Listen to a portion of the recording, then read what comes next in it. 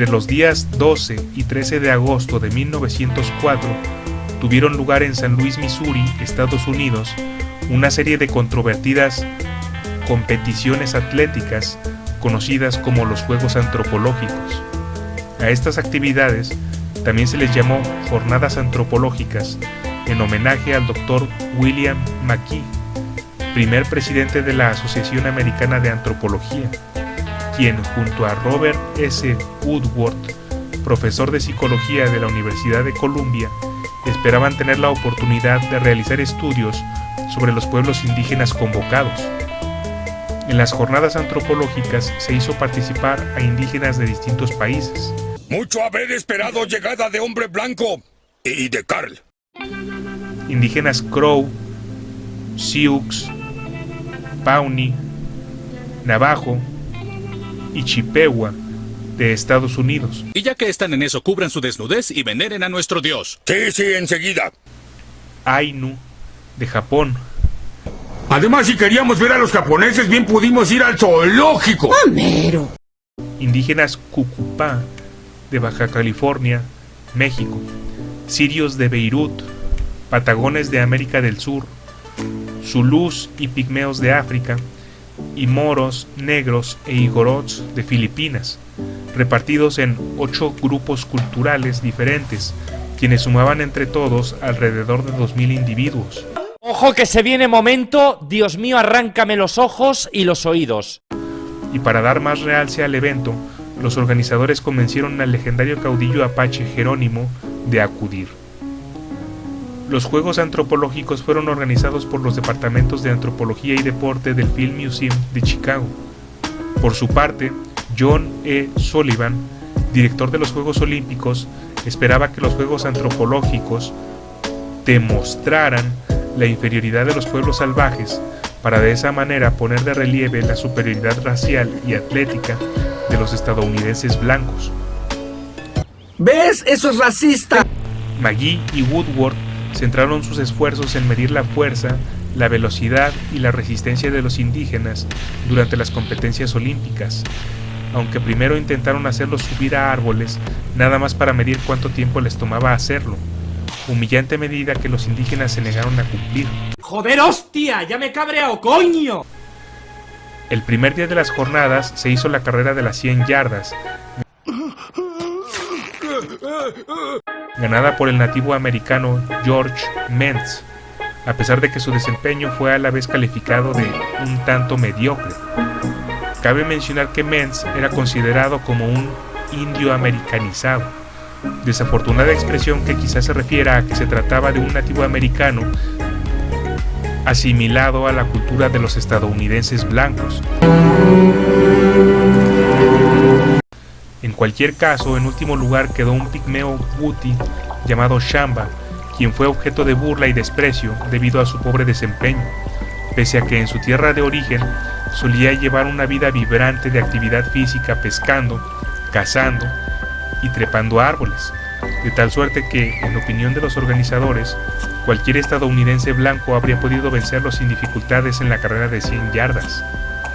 Por supuesto, sin tomar en cuenta lo injusto que es comparar a personas de procedencias distintas, con estilos de vida diferentes, y más aún cuando una de ellas carecía de preparación deportiva occidental. Claro, según sus normas, pero nosotros somos gringos. Durante el segundo día de competencias, los salvajes quedaron un poco mejor parados a los ojos del público blanco. El más destacado fue un indígena igorot de Filipinas, quien dio un salto de percha de 15 metros en 20 segundos.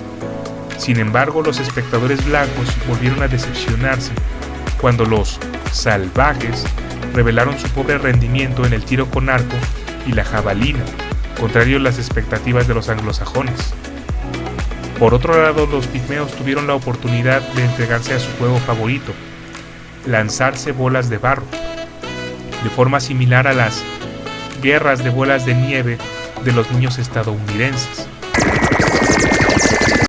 De tal suerte que el público y los organizadores blancos pudieron apreciar y valorar la habilidad de los pigmeos para esquivar, lanzar y correr. En general, los asistentes blancos y los organizadores de los juegos no hicieron más que burlarse de los grupos indígenas, por estar convencidos de que su bajo rendimiento en las pruebas y competencias deportivas eran la evidencia indiscutible de la superioridad de la raza blanca sobre las demás. Digo, os habéis pasado, ¿eh? Esto no mola. Vale decir que los bajos resultados de los indígenas puestos a hacer papeles de deportistas fueron el resultado de las propias exigencias y expectativas desproporcionadas y ridículas tanto de los organizadores como del público blanco, así como de lo absurdas que resultaron ser muchas de las presuntas pruebas, como la de trepar árboles, por ejemplo, más que de una genuina inferioridad étnica. Que hizo una perfecta salida y después supimos que tenía una pierna rota. Los patagones, por ejemplo, pese a su complexión alta y robusta, defraudaron las expectativas de los blancos en lanzamiento de peso, pero eso no los hace inferiores. En un informe realizado acerca de los Juegos, se destaca el hecho de que el deportista estadounidense caucásico, Ray Iuri, podía saltar más alto sin tomar impulso que cualquier salvaje tomando impulso. Pero, ¿tiene sentido comparar a un atleta profesional que cuenta con experiencia y entrenamiento formal con alguien que nunca antes había practicado deporte alguno? Probablemente el resultado habría sido el mismo si Iuri se hubiera enfrentado a otro ciudadano blanco, pero sin experiencia deportiva.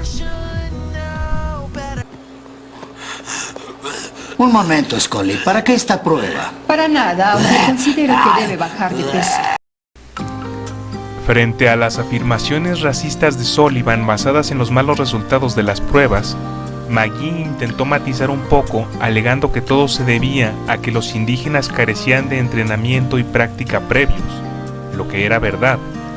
Pero a pesar de que sus explicaciones no fueron aceptadas por el público blanco, McGee insistió en resaltar la enorme amabilidad de los Ainu de Japón y su mayor compromiso con los Juegos, ambas virtudes que los convirtieron en los salvajes más educados que el autor hubiera conocido, en palabras suyas.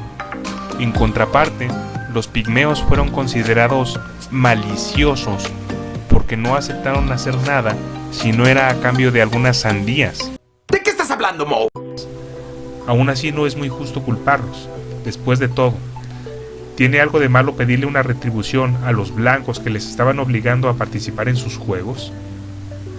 Otra de las razones del fracaso de los juegos antropológicos, fracaso en relación a lo que esperaban los blancos, fueron las dificultades de los traductores para explicarles a los indígenas en qué consistían las pruebas deportivas, cuando hacían el intento de comunicarse con ellos, y por añadidura, la escasa comprensión que tenían los indígenas de estas, sin mencionar la falta de voluntad de tomar parte en ellas, porque estos participaban a la fuerza. Además, los propios indígenas no eran conscientes de lo que se esperaba de ellos. Hacerte un favor, no mirar atrás. Pese a saber todo lo anterior, John Sullivan y los demás responsables de los juegos antropológicos no dudaron en insistir que habían corroborado, por enésima vez, la presunta superioridad de la raza blanca.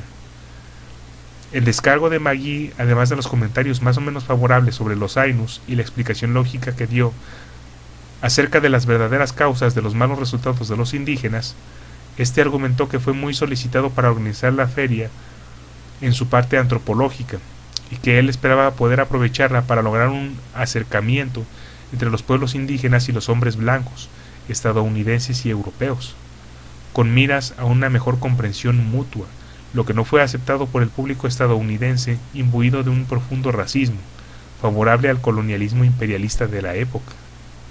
¡Mi país! ¡Mi país!